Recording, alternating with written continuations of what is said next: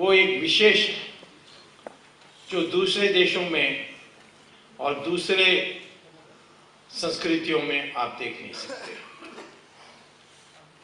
पुरुष महिलाओं के रिश्ते अरब देशों में भिन्न है। पति पत्नी के रिश्ते पश्चिम देशों में भिन्न है। पिता पुत्र के रिश्ते अमेरिका में भिन्न है। तो इसीलिए संस्कृति एक समाज की रचना में एक आधार है, और जो हमारी है वो विशेष है।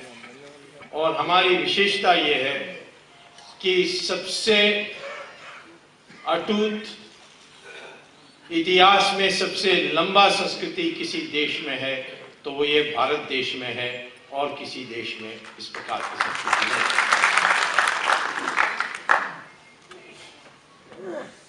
हमारी संस्कृति का एक दो शब्दों में कहा जाएगा तो उसको सनातन धर्म कहते हैं।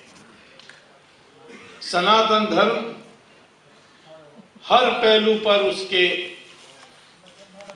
उसके लिए सनातन धर्म को आप पूर्ण रूप से अध्ययन करेंगे तो हर बात पर कैसा व्यवहार होना चाहिए, कैसा काम करना चाहिए, कैसे आपकी निष्ठा होनी चाहिए, ये सनातन धर्म है। और आज हम 83% कम से कम इस देश की सनातन धर्मी हैं। और ये सनातन धर्मी जो 83% हैं, ये कोई साधारण बात नहीं है, क्योंकि इस देश में 800 साल की इस्लामिक रूल, 200 साल की क्रिश्चियन रूल, उसके बाद भी आप 83% हैं। तो हमें थोड़ा सोचना चाहिए। विदेशों में इस पर शोध हो रही है। मुझे सऊदी अरेबिया के एक विद्यार्थी अमेरिका में, जब मैं पढ़ा रहा था हार्वर्ड में, तो उसने एक दिन मुझसे कहा कि क्लास के बाद आपको आपसे एक सवाल पूछनी है। तो क्लास के बाद उसने कहा कि मेरे मित्र जो शोध कर रहे हैं सऊदी अरेबिया में, वो ये पूछने चाहते हैं कि हिंदुस्तान 83% हिंदू आज भी है, कैसा है? तो मैं समझा नहीं सवाल को, तो मैंने उसको पूछा क्यों पूछ रहे हो? उन्होंने कहा कि इस्लाम पहुंचा ईरान में, जहां पारसी थे जो अग्नि पुजारी थे, और 15 साल में कब्जा करने के बाद उन्होंने ईरान को 100% मुसलमान बना दिया। बगल के देश में मेसोपोटामिया, बेबीलोन, इन देशों के कब्जा करके उसका नाम इराक बना, और उन्होंने 17 साल में इराक को 100% मुसलमान बनाया। इजिप्ट में मुसलमान की राज आई और 21 साल में उन्होंने 100% मुसलमान बनाया। यूरोप में क्रिश्चियंस ने 50 साल में उसको 100% क्रिश्चियन बनाया। लेकिन हिंदुस्तान में 800 साल मुसलमान की राज, 200 साल क्रिश्चियन की राज, तब भी आप 83% हैं। ये कैसा हुआ? इसीलिए जो कहते हैं कि हम फिरते रहे, बाहर से कोई भी आए यहाँ राज की, ये वास्तविकता नहीं। लड़ते रहे। इस भूमि में जो दुनिया के लिए और खास तौर पर इस देश के सब नागरिकों के लिए प्रेरणा के स्रोत हैं राणा प्रताप, जिन्होंने घास की रोटी खाना पसंद किया। और ऐसे त्यागी दुनिया भर, देश भर में हैं। राणा प्रताप जीते तो नहीं, परंतु हम उसकी पूजा करते हैं। कट्टा बोम्मन को अंग्रेजों ने फांसी दिया था चौराहे पर, उसकी पूजा होती है। रानी चन्नम्मा है कर्नाटक में, लड़ते लड़ते वो जंग के मैदान में उनकी देहांत हुई, उनकी भी पूजा कर्नाटक में होती है। नेताजी सुभाष चंद्र बोस आपको आजादी दिलाई नहीं, लेकिन उनकी पूजा होती है। तो हमारे देश की संस्कृति में जीतना तो अनिवार्य है, और इसीलिए हम छत्रपति शिवाजी को सबसे बड़े हीरो मानते हैं, क्योंकि उन्होंने लड़ा भी और जीता भी, इसीलिए उनको हम मानते हैं। लेकिन इसी समय में इस संस्कृति में हम उन लोग जिन्होंने साहस किया और खड़े हुए, हारे भले, उनका भी हम पूजा करते हैं। ये दूसरे संस्कृति में आप कभी देख नहीं सकते। हम हारे और 800 साल राज हुई, मुसलमान बाहर से जो आए और अंग्रेजों के जरिए क्रिश्चियन की राज हुई बाद में। उसके कारण यह है कि हम इतने सभ्य देश थे कि हमारी युद्ध का भी जो संस्कृति थी वो भी एक विशेष थी। युद्ध शुरू होगी जब सूर्य का उदय होगा और जब सूर्य का अस्त होगा तो विराम होगा और वापस तंबू में जाना होगा। लड़ाई होगी खेत में नहीं, गांव के जनों के बीच में नहीं, लड़ाई होगी खुला मैदान में, जैसे कुरुक्षेत्र। रावण भी जब युद्ध करना था राम से, वो अपने किला से बाहर आए और खुले मैदान में उन्होंने राम से लड़ाई की। और तीसरा, युद्ध में जो ये भी युद्ध है, ये। और तीसरी बात है कि युद्ध में जो हार जाएं और वो माफी मांगे, क्षमा मांगे, तो उसको क्षमा देकर उसको पूर्ण सम्मान के साथ उसको विदा करते हैं। मोहम्मद गोरी आया 16 बार और 16 बार पृथ्वीराज चौहान ने उसको माफ किया।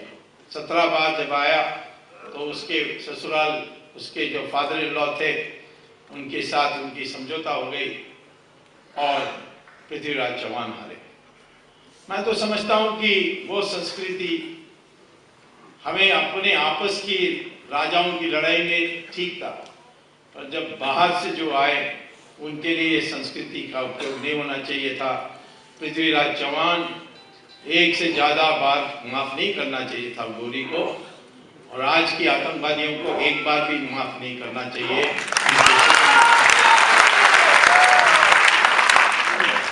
तो इस संस्कृति के अनुसार वो लड़े नहीं, इसीलिए हमारी हार हुई। छत्रपति शिवाजी पहले थे जिनको ये बात समझ में आई, और जब उनको दावत मिली अफजल खान से, तब वो पूरी तैयारी के साथ गए। कोई शिष्टाचार उस समय सवाल रखा नहीं था, पूरी तैयारी के साथ गए। उनको पता था कि ये संस्कृति हमारी संस्कृति के अनुसार अफजल खान की व्यवहार नहीं होगी, और इसीलिए जब अफजल खान ने उनको घेरने की कोशिश की तो उन्होंने पूरी तैयारी के साथ उनको बंद करके आए। अंग्रेज आए जब मराठा लगभग इस देश को मुक्त कर दिया था, परंतु उस समय हम काफी दुर्बल हो गए थे और इसीलिए अंग्रेज हमारे देश की कब्जा कर सके, और उन्होंने करी दूसरी तरीके से, और बाद में उन्होंने हमारे देश की संस्कृति को बदलने के लिए, ये जब तक ये संस्कृति रहेगी ये लोग कभी गुलाम नहीं हो सकते, और ये मकौले ने साफ साफ अपने पार्लियामेंट में कहा था, और उस संस्कृति को बदलने के लिए उन्होंने पूरा प्रयास किया। आज हमें इस बात पर गौरव नहीं करना चाहिए कि हम बड़ी संख्या के 100 करोड़ से ज्यादा लोग हैं, या हमारी इतनी बड़ी शक्ति है कि हमारे पास एटम बम है। इससे हमें गौरव नहीं करनी चाहिए। गौरव तब आएगी जब हमारी संस्कृति और हमारी जो मनस्थिति है, जो चेतना है, जो संज्ञा है, वो उस अनुरूप हो। संख्या से क्या करेंगे? सिर्फ संख्या से 1000 बकरी एक जगह खड़ी है, एक शेर आएगी तो संख्या तो बकरी के साथ है, परंतु तो भागेगा बकरी, शेर नहीं भागेगा। और शक्ति भी देख लीजिए, जब आपकी जो मंशा है ठीक नहीं है तो शक्ति से क्या करोगे? सर्कस में 5 सिंह होंगे, एक पिंजरे के अंदर बंद, एक दुबला पतला रिंग मास्टर आएगा और उसको उन सिंहों को कहेगा ये ऊपर सिंगी है।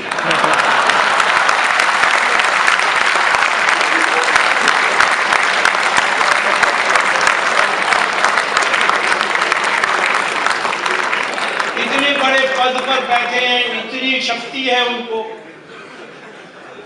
और एक विदेशी महिला एक विष कन्या को ठीक नहीं कर सकते।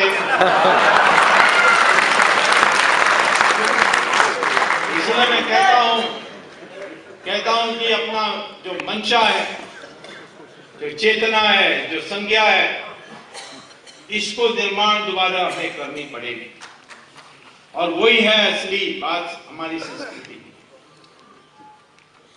तो आज मैं ये कहता हूं कि हमारी संस्कृति वापस करने के लिए जो पुरानी संस्कृति थी, जिस कारण से हम दुनिया के सबसे विकसित देश बने, 600-700 साल पहले तो दुनिया में हमें माना जाता था कि हम सबसे विकसित देश हैं, सबसे शिक्षित देश भी थे, सबसे ईमानदार देश भी थे। ऐसे जो चाइना से आए फासियन और युआनचांग उन्होंने लिखा है, ऐसे वास्को ड गामा आया उन्होंने लिखा, ऐसे जो अमेरिका से मार्क ट्वेन आया उन्होंने लिखा। ये 600 साल में हमने पूर्ण रूप से खो दिया, तो इसको वापस लानी चाहिए थी। 1947 के बाद दुर्भाग्य से जवाहरलाल नेहरू प्रधानमंत्री बने, सरदार पटेल बन नहीं सके। उस कारण से जो दिशा हुई, जो सेक्युलरिज्म के नाम पर हमारी संस्कृति की पुनरुत्थान करने से हम वंचित रहे, उसके लिए आज हमें संकल्प करना चाहिए कि आगे हम कभी इस देश की सत्ता प्राप्त करेंगे तो ना उस जवाहरलाल नेहरू की तरीके से काम करेंगे, ना हम उन लोगों को बिठाएंगे जो हमारी संस्कृति के बारे में लिपापोती करेंगे, परंतु एक विराट हिंदू पैदा करने के लिए हम दृढ़ संकल्प रहेंगे। ये हमें पहले हमारे हिंदुस्तान का पहचान क्या है? आइडेंटिटी जिसको कहते हैं। इंग्लैंड का प्राइम मिनिस्टर से पूछा गया दिसंबर 17 तारीख को पिछले साल, उन्होंने कहा हमारी इंग्लैंड का आइडेंटिटी है, हम क्रिश्चियन नेशन है। तो किसी ने कहा कि पर तो यहाँ मुसलमान ही है, हिंदू भी है, बुद्धिस्ट भी है, दुनिया भर के मजहब के लोग हैं। तो उन्होंने कहा तो क्या है, ये संस्कृति जो है, इस देश की पहचान जो है वो क्रिश्चियन है। अमेरिका में और भी स्पष्ट बोलते हैं, वहां तो कितने प्रकार के लोग हैं, कितने भारतीय लोग हैं, कोरियन लोग हैं, जापानीज लोग हैं, तब भी वो कहते हैं हमारी पहचान जो है, आइडेंटिटी जो है, वो है white Anglo Saxon Protestant Christian English speaking people. ये वो साफ कहते हैं। और प्रोफेसर सैमुअल हंटिंगटन ने बड़ी पुस्तक लिखी जो सर्वमान्य है। तो हमारी क्या है? हमारी हिंदू संस्कृति है, तो फिर मुस्लिम और क्रिश्चियन के बारे हम क्या कहेंगे? वो कहां फिट बैठते? जवाहरलाल नेहरू और उनके जो वारिस हैं वो तो कहते हैं कि हम इंडियन हैं क्योंकि हमारे पास इंडियन पासपोर्ट है, पर्याप्त नहीं है।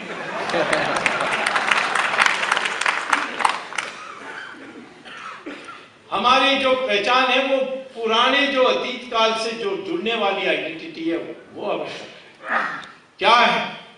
हम हिंदू संस्कृति कहेंगे तो मुसलमान और क्रिश्चियन के बारे में उनको कैसे सम्मिलित कर सकते हैं? उसके लिए मुजफ्फर हुसैन ने आज एक फॉर्मूला दिया है कि हर मुसलमान और हर क्रिश्चियन कहें मेरा पूर्वज हिंदू है, इसीलिए मैं हिंदुस्तानी हूं। हमारे देश हिंदू और उन लोगों के साथ जो अपना पूर्वज हिंदू मानते हैं, माने हिंदुस्तानी, हिंदुस्तानी माने हिंदू, या जो इसका पूर्वज जो गर्व से स्वीकार करता है कि मेरा पूर्वज हिंदू है, वो है हिंदुस्तानी। और जो ये इनकार करता है उसके माने क्या, उसका वारिस क्या है?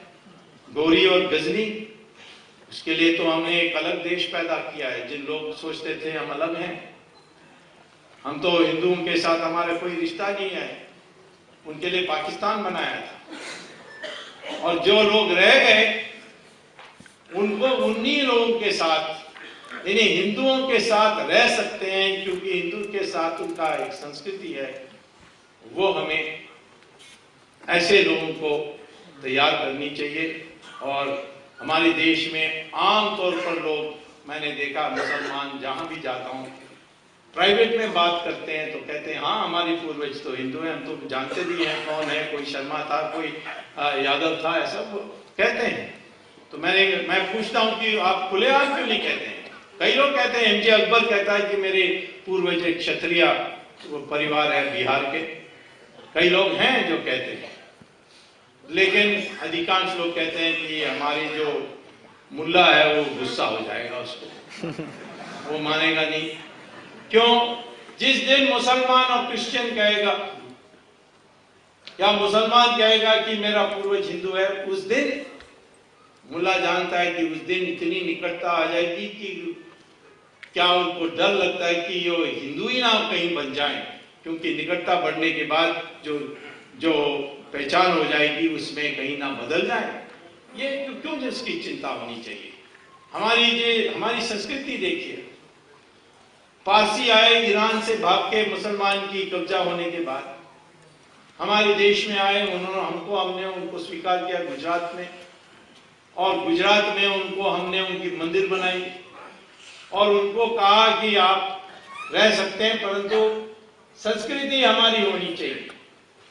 तो उन्होंने कहा जरूर हम तैयार हैं, पर तो क्या है, क्या करना चाहिए? उन्होंने कहा आप ईरानियन भाषा नहीं बोलेंगे, गुजराती भाषा बोलेंगे। आज जो 60,000 पारसी हैं हमारे देश में, वो सब गुजराती बोलते हैं। दूसरा है कि गौ नहीं खाओगे, गौ के मांस नहीं छूओगे, गौ की हत्या नहीं करोगे, गौ की पूजा करोगे, ये भी आज की पारसी मानता है। तीसरा है कि आपकी जो कपड़े हैं ये ईरानियन हैं, ये हमारे देश की आपको पहनना चाहिए।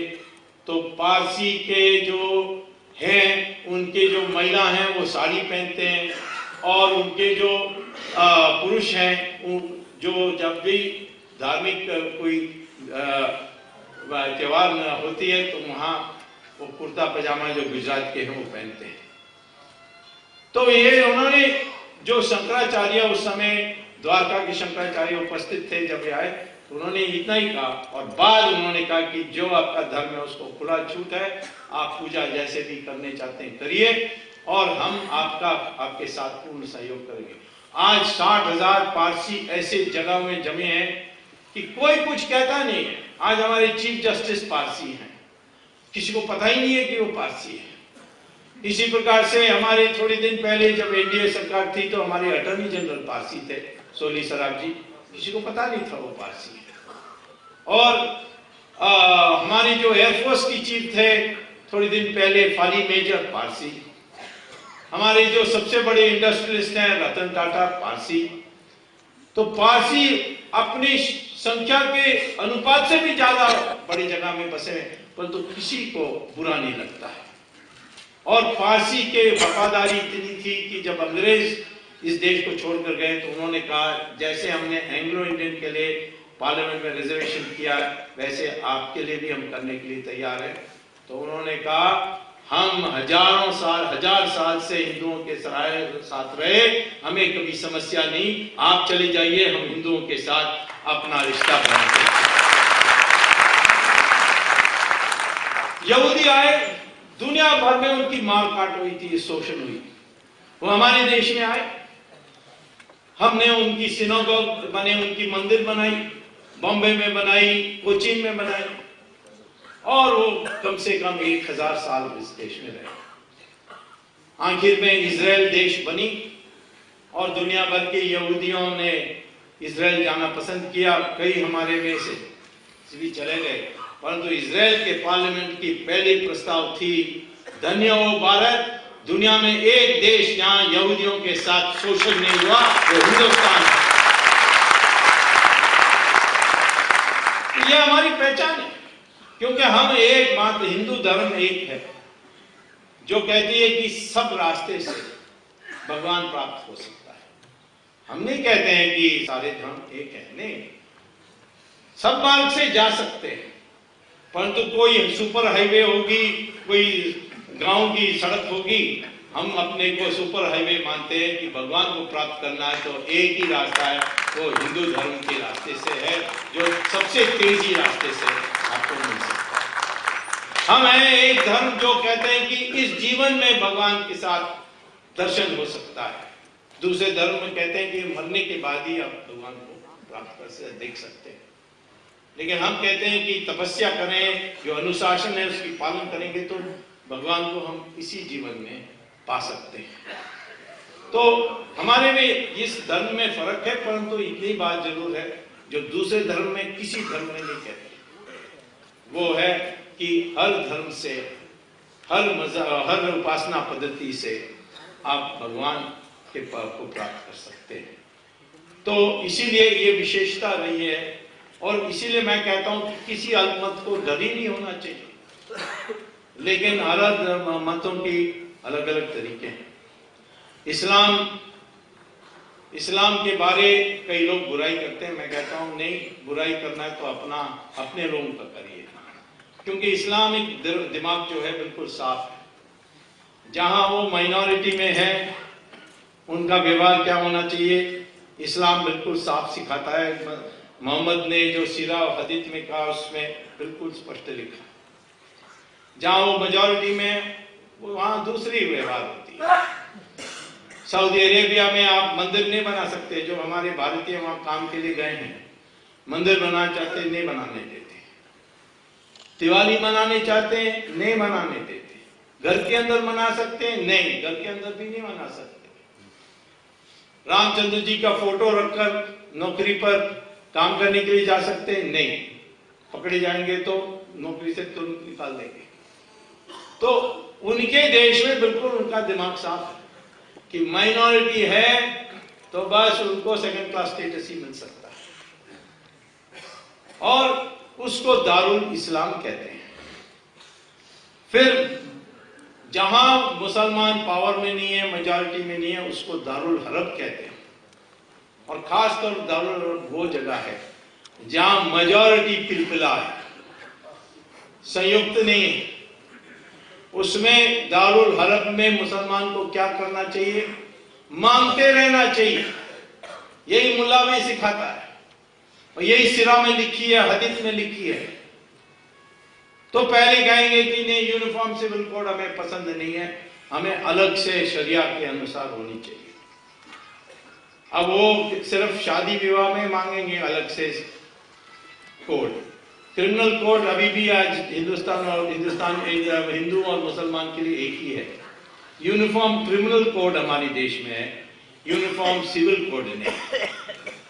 तो मेरे शाहिद साबुद्दीन मेरे अच्छे मित्र हैं, उनसे मैंने पूछा ये क्यों है कि आप यूनिफॉर्म क्रिमिनल कोड भी मांगे, क्योंकि आप पकड़े जाएंगे तो आपके हाथ काट देंगे।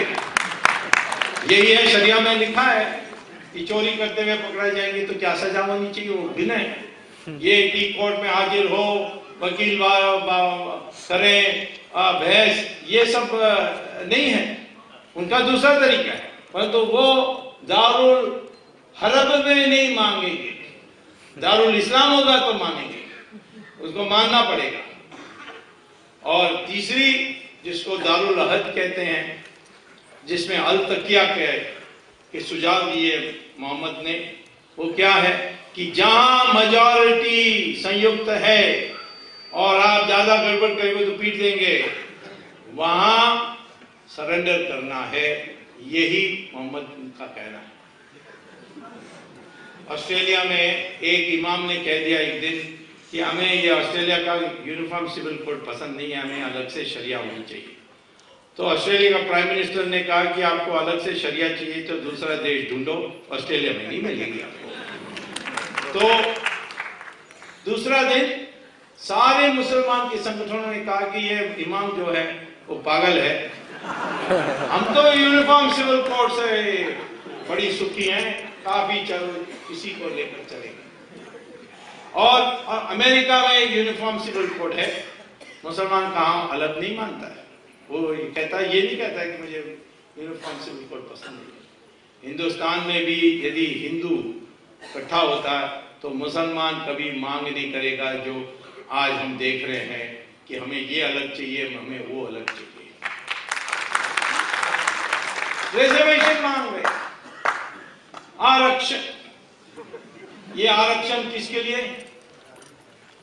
क्योंकि मुसलमान गरीब है।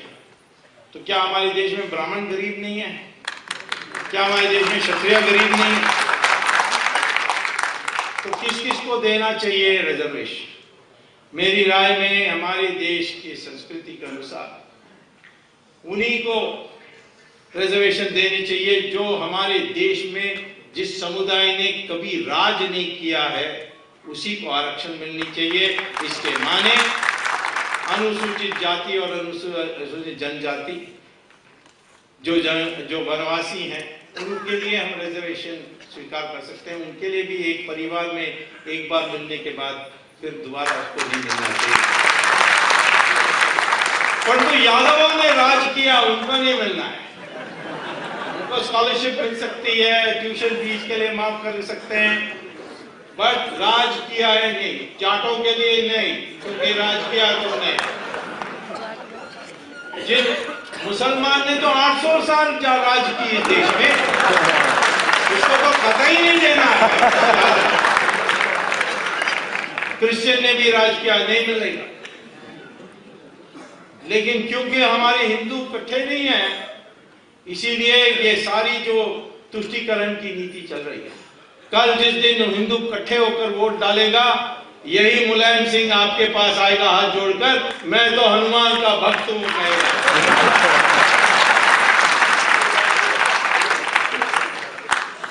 क्योंकि वो यही कहता है कि मैं तो चुनाव वरना जीत नहीं सकता, यादव वोट के से जीत नहीं सकता हूं, और ये हिंदू तो बिखरे हुए हैं, वो तो देंगे नहीं, और इसीलिए मुझे मुसलमान की वोट चाहिए। उनके लिए ये कहना पड़ेगा।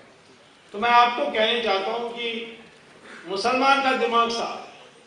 कश्मीर में मेजॉरिटी में है, हिंदू का हाल क्या है? भगा दिया उन्होंने 5 लाख लोगों को।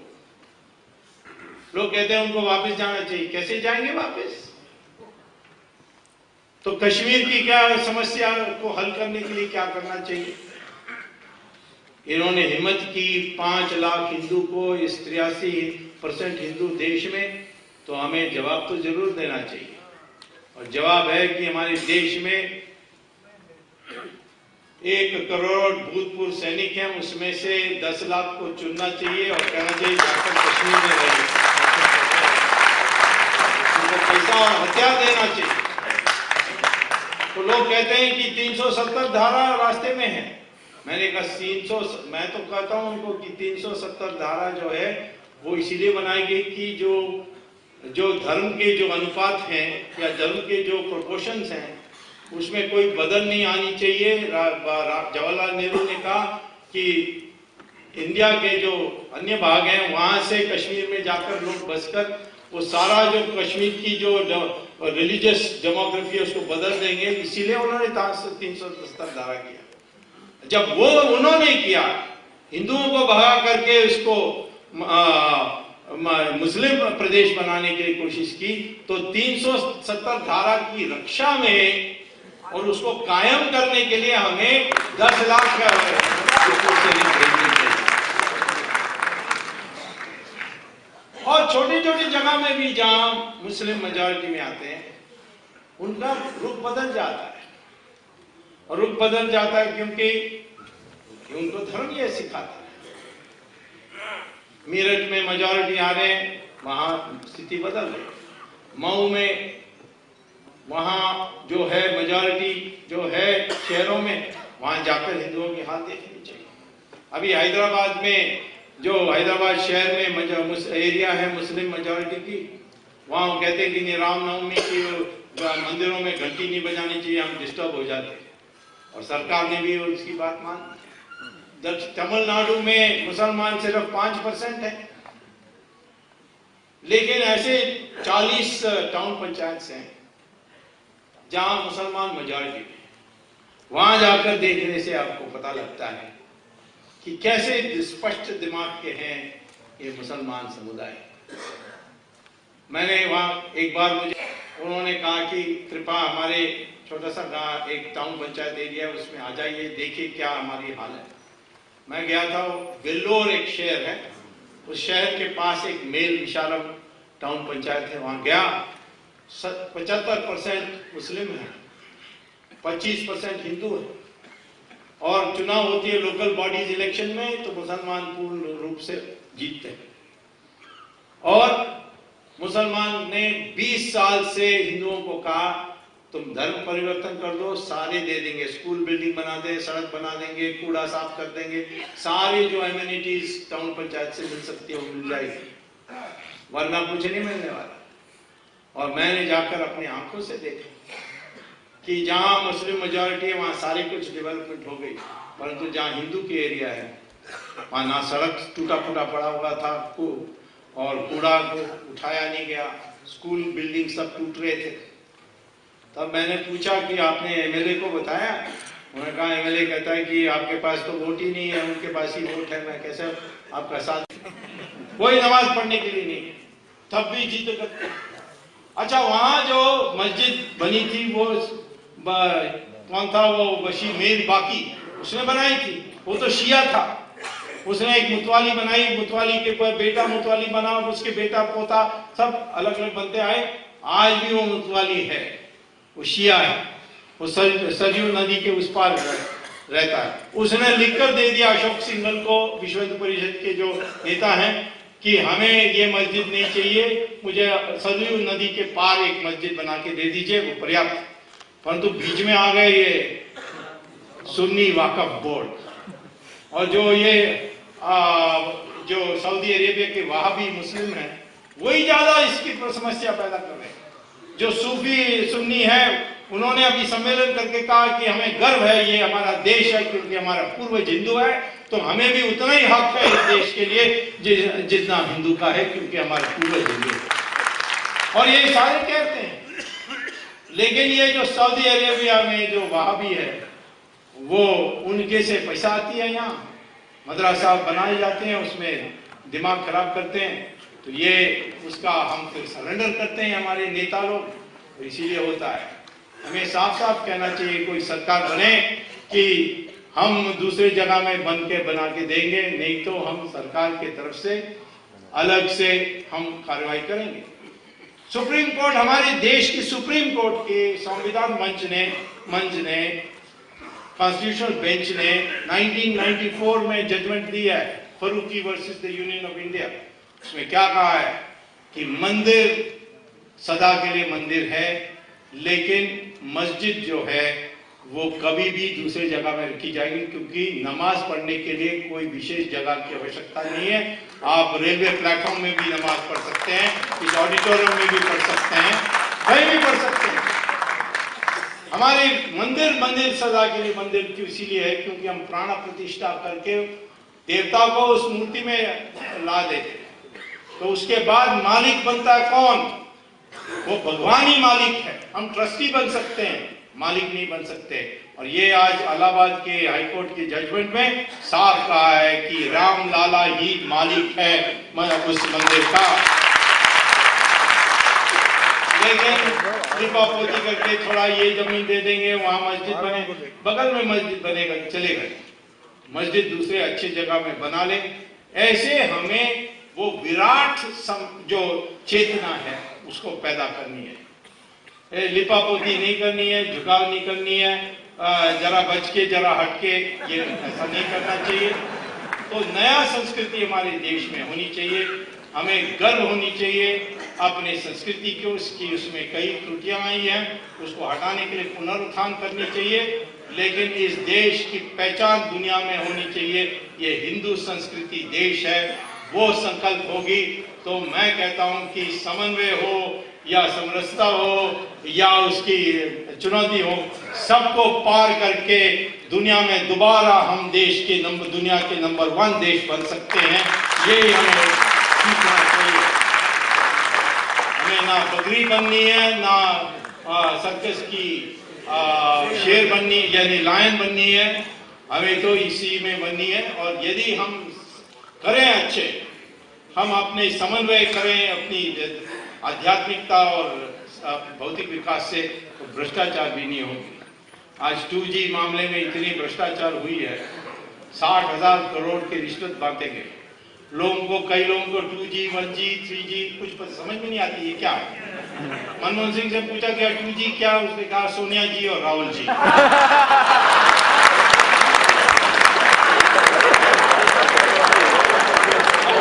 उससे ज्यादा उनको जानने की भी जरूरत नहीं है। लेकिन जब कॉर्डलेस फोन बनी, वो 1G था, उसमें फोन उठा के डायल करो तो वायर के बिना टेलीफोन घंटी बजती थी, उसको उठा के बातचीत कर सकते थे और कुछ नहीं कर सकते थे। फिर मोबाइल फोन आई जो 2G थी, उसमें आप SMS भेज सकते हो, ईमेल भेज सकते हो, चित्र भेज सकते हो। फर्क इतना है कि जो 1G का जो वेव है, साउंड वेव, वो लंबा साइकिल में जाती है। 2G में थोड़ा इंफॉर्मेशन ज्यादा भेजते हैं तो साइकिल ज्यादा होती है। 3G में चित्र भी जाए, चित्र नहीं, वीडियो चल जाती है।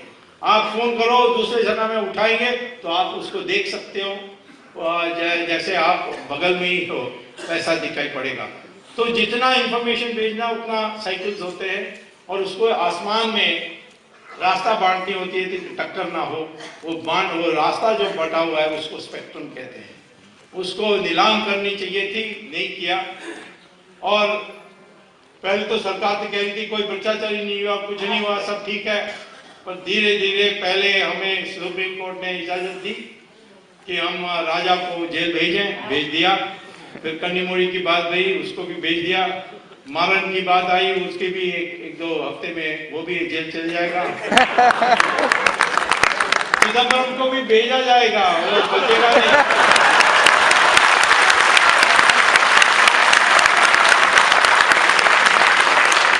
ट्रायल कोर्ट में कर नहीं सकता, इसके मतलब मैं सुप्रीम कोर्ट में नहीं कर सकता, ऐसा तो नहीं है। क्योंकि मैंने वो जो लाइसेंस कैंसिल हुई है, वो भी मैं हाई कोर्ट में हार गया था।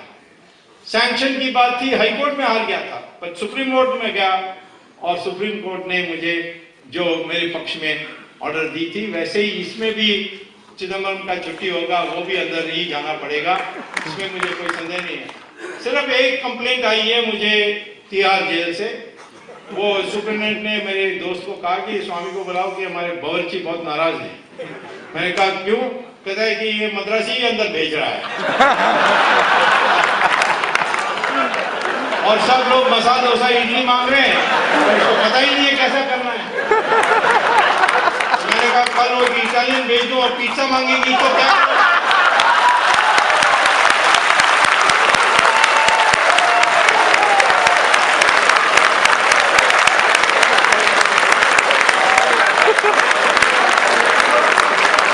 और उसकी बारी आ रही है, उसकी कोई वो बच नहीं सकती है, क्योंकि 60,000 में जो 60% जो रिश्वत है उसको मिला, और हम उसको भी सिद्ध कर देंगे। और परंतु ये जानिए कि मैं अकेला काम कर रहा हूँ, मेरे पास कोई CBI नहीं है, कोई ED नहीं है, कुछ नहीं है। सारे कागज और तैयारी और बहस सब मुझे करना होता है, इसीलिए मैं एक एक को ले रहा हूँ, एक को हजम करके हाँ। परंतु आप कल मुझे कल आप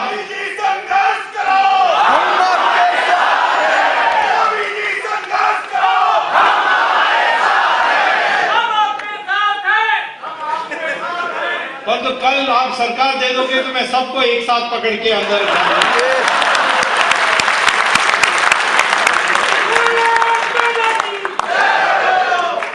तो मैं आपसे यही कहता हूं कि मूलतः हमारी संस्कृति है जो हमें भ्रष्टाचार से बचा सकती है। इधर उधर लोगों को पकड़ के अंदर करने से पर्याप्त नहीं है। दीर्घकालीन में जिस दिन हम ये पैसा के और दौलत के और धन के आधार पर समाज में प्रतिष्ठा नहीं बनेगी, ये संस्कृति वापस लाएंगे जो सनातन धर्म की संस्कृति है। और जब हम त्याग के लिए हम महत्व देंगे, तब हमारे देश में हम संस्कृति भ्रष्टाचार से मुक्त होंगे। इसीलिए इस कारण से भी हमारी प्राचीन संस्कृति को लाने के लिए ये अनिवार्य है। और मैं समझता हूँ कि आज देश में एक जागृति जो जरूर आई है।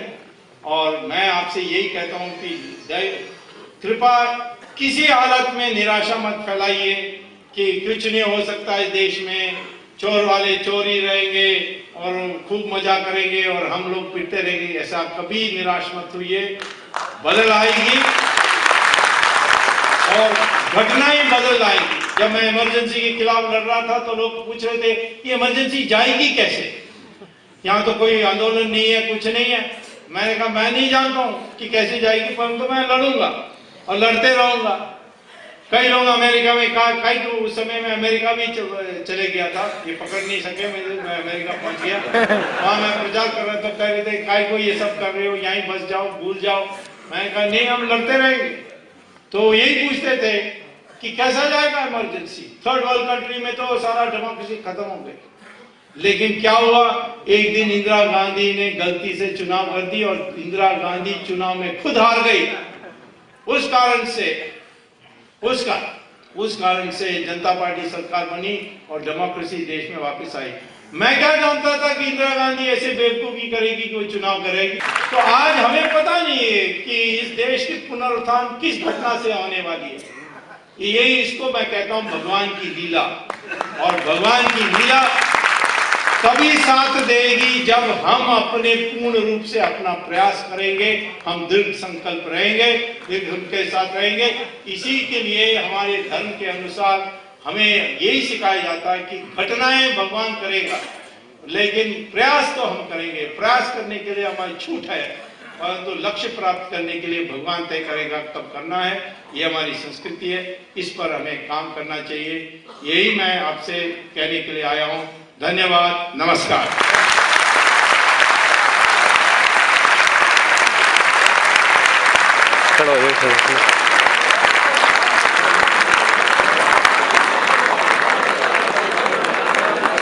देखिए